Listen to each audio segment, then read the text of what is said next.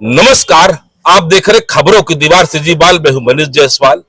जैसा कि आपको मालूम है, लोकतंत्र का महापर्व कल यानी 17 नवंबर को मनाया जाने वाला है। ये महापर्व ऐसा है कि मतदाता अपना अधिकार उपयोग करके जनप्रतिनिधि चुनता है। वो जनप्रतिनिधि उनके लिए विकास की योजनाएं बनाता है, उनके लिए नीति नियम तय करता है। लोकतंत्र के इस महापर्व में मतदान का अपने आप में एक अलग महत्व है और अनिवार्य मतदान भी होना चाहिए, मतदाताओं को जागरूकता भी होना चाहिए। आज हम इस सीरीज में किसी से ये नहीं पूछेंगे कि आप वोट किसको दे रहे हो, हम जानना चाहेंगे कि इनके मुद्दे क्या थे और ये क्या सोच के इस लोकतंत्र के महापर्व को मनाने जा रहे हैं। तो सबसे पहले मेरे साथ यहाँ पर सभी वर्गों से लोग जुड़े हुए हैं, सभी शिक्षित वर्ग से जुड़े हुए हैं, युवा वर्ग जुड़े हुए हैं। इनसे चर्चा करते हैं। सबसे पहले मैं सर आपसे चर्चा करता हूँ, नाम बताएंगे अपना और क्या करते हैं आप? मैं Ritesh Verma advocate high court में अधिवक्ता हूँ और इस पर्व के बारे में मैं आपको बताना चाहूँगा कि जो कल का जो इलेक्शन होने वाला है उसमें सबसे अहम कड़ी जो है वो है किसान वर्ग, जिनको हमेशा से ही इन पॉलिटिशियंस के द्वारा ठगा जाता है। नए नए लुभावने प्रलोभन दिए जाते हैं, जिसकी वजह से उनका जो मत है वो हासिल करने की इनके द्वारा हमेशा प्रयासरत इनके द्वारा रहा जाता है। वकील साहब, कल मतदान भी है, कल आप मतदान करने भी जाएंगे, तो क्या भाव लेकर जाएंगे, क्या विचार है आपके मन में, क्या सोच के जनप्रतिनिधि चुनने जा रहे हैं आप? भाव तो हमेशा एक ही रहता है कि जो भी हमारे द्वारा जनप्रतिनिधि नियुक्त किया जाए वो हमारे लोकहित में सबके लिए अच्छे विचार रखे और अच्छे अच्छे कार्य करे, और इसके अलावा और कुछ तो सोचा नहीं जा सकता। सर, आप लोग के भी कुछ मुद्दे थे, क्या मुद्दे सरकार के घोषणा पत्र में शामिल हुए हैं? नहीं, हमारा वर्ग ऐसा है कि हमेशा से ही हर सरकार के द्वारा हमको ना कोई लाभ दिया गया, ना ही अब हम लोग इसके लिए प्रयासरत रहते हैं। बट ये है कि जो बाकी जो वर्ग हैं हमारे जरिए कम से कम उनका भला हो जाए, हम इसीलिए इस महापर्व में सम्मिलित हो रहे हैं। क्या संदेश देना चाहते हैं सर युवा वर्ग को और बाकी लोगों को? युवा वर्ग को हम ये संदेश देना चाहते हैं कि इस महापर्व में बढ़ चढ़कर हिस्सा ले। उन्हीं का मत जो है सबसे ज्यादा महत्वपूर्ण है एक नई सरकार की संरचना करने के लिए।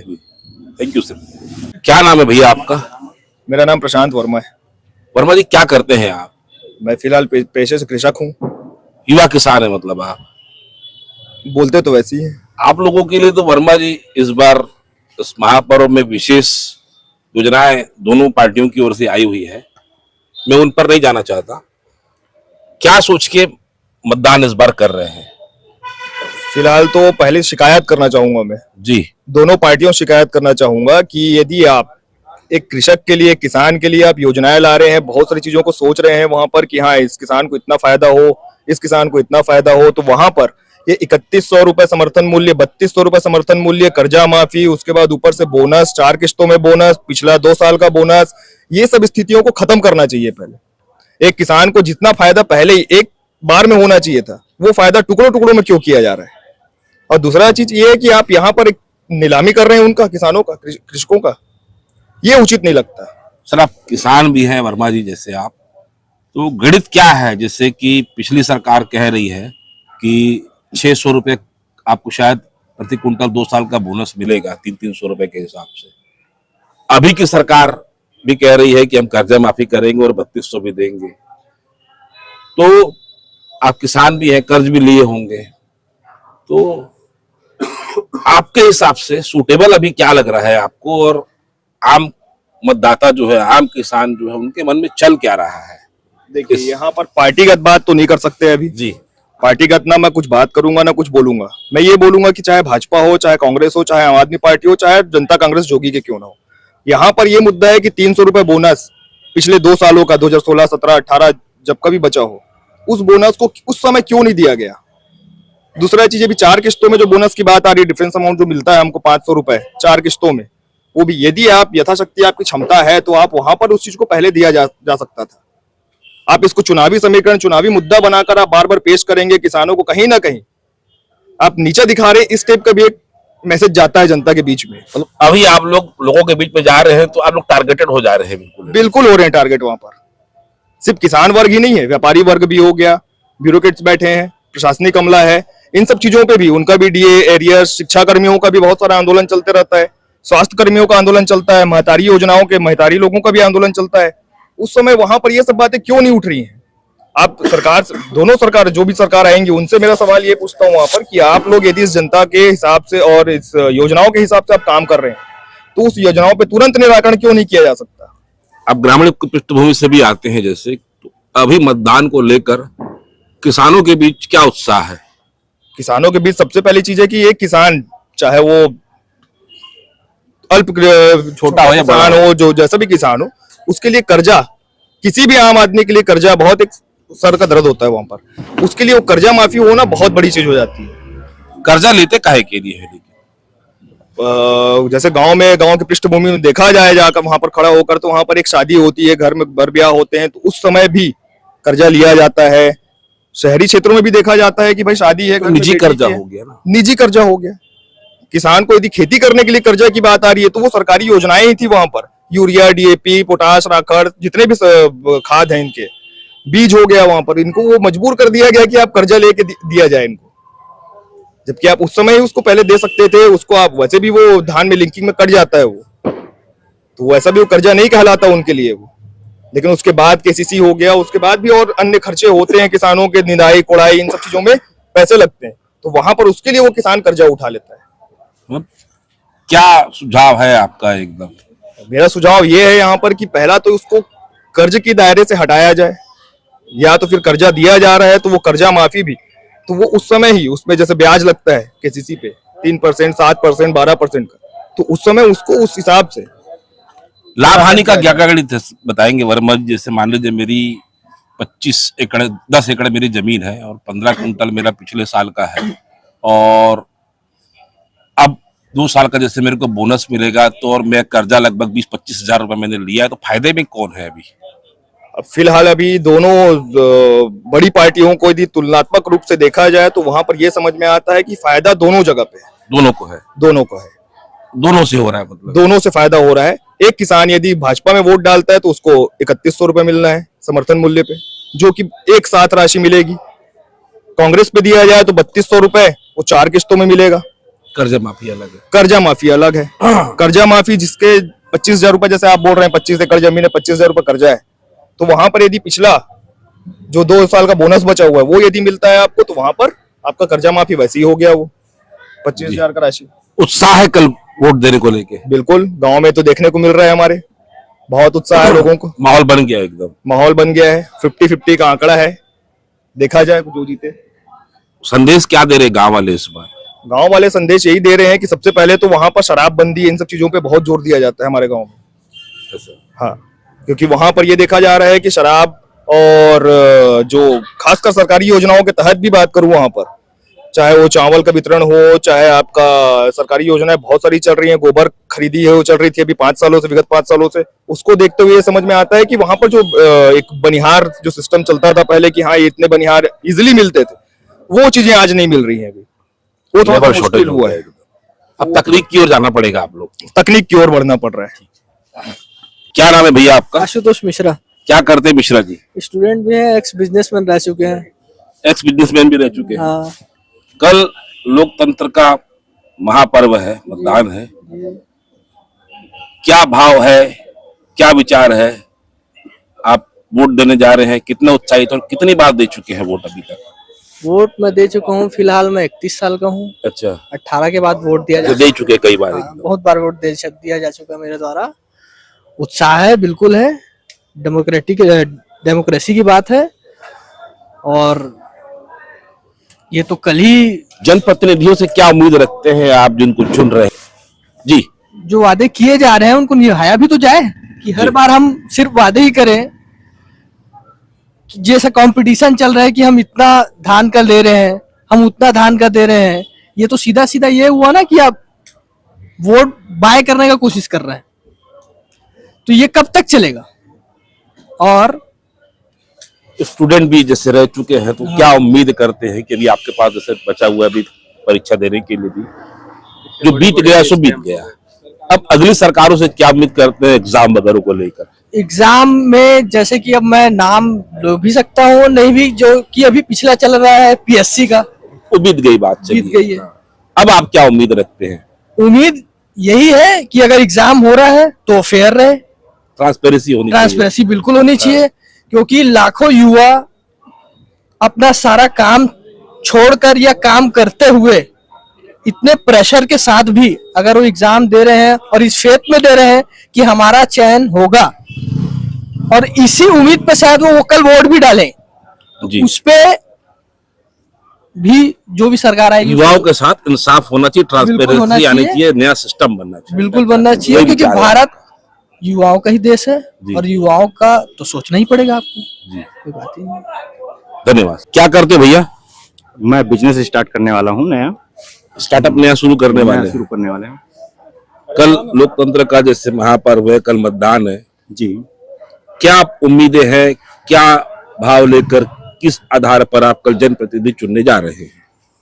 उम्मीद यही है कि कुछ कुछ नए नए विकास की योजनाएं बने जो जी। शहर को देखते हुए बने, न कि कागज पे। और शहर का तो ये स्थिति है अभी पे, जितने विकास कार्यक्रम हुए हैं यहाँ पर की स्थिति देखा ही नहीं गया, और कागजों पे यहाँ पर में निर्माण कार्य कर दिया गया है। जिस प्रकार से यहाँ पर में जनसंख्या जितनी है, पुल की क्षमता उससे कम रहती है। सड़क इतने चौड़े है नहीं, लेकिन सड़क निर्माण पे कोई ध्यान नहीं दिया जाता, न सड़क के चौड़ीकरण पे ध्यान दिया रहता, न यहाँ पास पे साफ पानी है। ये सब चीजें तो अब उम्मीद कर रहे हैं आप जो भी हो, योजनाएं जो भी धरातल पे आए बिल्कुल काम करने वाली हो। बस यही पब्लिक तो हमेशा से यही चाहती है कि अपना शहर विकास के आगे पे बढ़े, नए नए यहाँ पास में इंफ्रास्ट्रक्चर बने, बहुत अच्छे से सभी लोगों के लिए आरामदेह लाइफ बनी रहे। लेकिन यहाँ पास में तो ऐसा कुछ भी नहीं है। ये आते हैं, वादा करते हैं, चल देते हैं, ना इनको पूरा करना रहता है, ना कुछ करना रहता है। हमारा कृषि प्रधान देश है, किसानों को तौलते हैं ये तो, किसान हाँ को ये दे देंगे वो दे देंगे, कभी ये नहीं बोलते कि धान के बदले उनको बहुत अच्छा मंडी देंगे, कभी ये नहीं बोलते। इस बार चुनाव में जो मुद्दा है वो किसान हो गया है, मेन किसान ही है। आप लोग छूट गए हैं। हम लोग तो हमेशा से ही है, मिडिल क्लास हमेशा से मात्र पे करता है, कभी उसको मिलता नहीं है, शोषित वर्ग है हमेशा से ही। इनके लिए ना कभी बना है, ना बजट में कभी होता है, ना कभी इनके लिए सोचा जाता है, ना इनके लिए कभी प्रलोभन ही नहीं दिया जाता, ना इनके लिए बात होती है। क्या नाम लिखते हैं भैया? सुमित दुबे। सुमित जी, शादी हो गया आपका? नहीं, अभी नहीं। सुमित जी, सभी लोगों ने बता दिए, क्या करते क्या है आप? मैं जॉब करता हूँ। क्या जॉब करते हैं? मैं एक प्लांट पे जॉब करता हूँ। प्राइवेट जॉब करते जी हैं। सुमित जी, आप जैसे युवा हैं अभी, जी। कल लोकतंत्र का महापर्व है, क्या भाव लेके कल आप मतदान करने जाएंगे? जनप्रतिनिधियों से आप क्या उम्मीदें रखते हैं? और एक युवा होने के नाते शासन से, जो सरकार जो भी बनने वाली, उससे क्या उम्मीदें रख रहे हैं? उम्मीदें तो यही है कि हमारे यहाँ जो भी जनप्रतिनिधि बने, हमारी सबसे पहले डेवलपमेंट करे शहर की। एज कम्पेयर टू हम रायपुर देखते हैं तो हम बहुत पीछे हो चुके हैं, और सभी जो सरकार है, जो भी सरकार बनती है, वो प्रॉपर ध्यान राजधानी की रखती है, या राजनांदगांव या दुर्ग, भिलाई, बिलासपुर को इन लोगों ने पीछे छोड़ दिया। तो मैं यही चाहता हूँ कि पहले बिलासपुर को भी डेवलपमेंट के क्षेत्र में लाया जाए। जैसे कि एयरपोर्ट नहीं है यहाँ, तो एयरपोर्ट बनना चाहिए मेरे हिसाब से। रास्ते खराब हैं, रास्ते बनने चाहिए। हम कल जब वोट डालने जाएंगे आप, तो क्या भाव लेके जाने वाले हैं? भाव यही है कि अभी जैसे कि हम देख रहे हैं कि अभी जो घोटाला हुआ है, मैं भी बोल सकते हैं आप, जो पीएससी का चल रहा है, तो अभी उम्मीद यही है कि जो गवर्नमेंट जॉब्स अभी वैकेंसीज नहीं निकल रहे हैं, वो बढ़नी चाहिए। गवर्नमेंट जॉब निकलनी चाहिए ज्यादा मात्रा में। जी जी बिल्कुल, ताकि आप आम लोग जो हैं, सामान्य वर्ग से आते, उनको भी लाभ। जी, हमको भी मौका मिले, बाकी लोगों को भी मौका मिले सरकारी जॉब के लिए। जी, बस यही उम्मीद है। जी। हम जैसे मिडिल क्लास फैमिली है, हम सिर्फ टैक्स पे करते हैं, तो टैक्स जो पे करते हैं हम, उसका लाभ हमको तो मिल नहीं रहा है कुछ ज्यादा कुछ। बट टैक्स पेयरों को भी सरकारों ने जो नियम बनाते हैं, जी उसको ध्यान में रख के बनाना चाहिए। बिल्कुल बिल्कुल।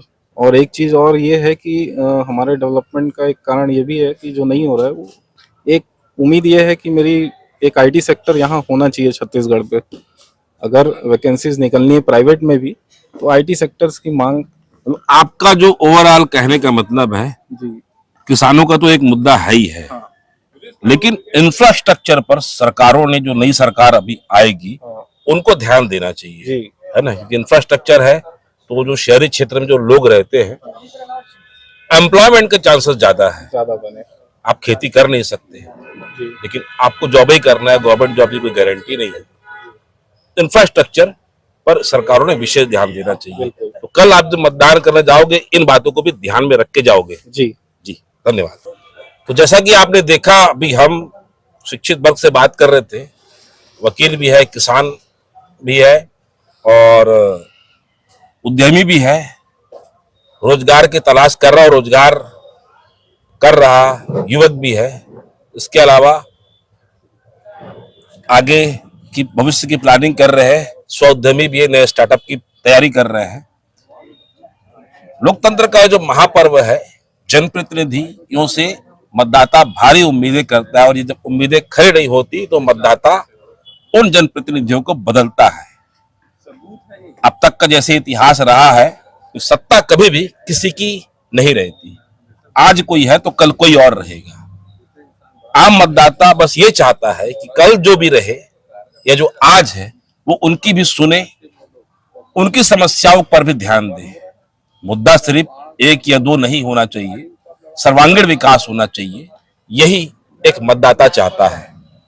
लोकतंत्र का महापर्व है। जब कल आप खबर देख रहे होंगे ये, तो ये जो भाव इन्होंने बताए हैं, शायद ये आपके भाव से भी मिलते जुलते हो। फिलहाल आज बस इतना ही। अगर आपको हमारी खबर अच्छी लगे तो लाइक, सब्सक्राइब, शेयर जरूर करें। सीजीवाल से मनीष जसपाल की रिपोर्ट। धन्यवाद।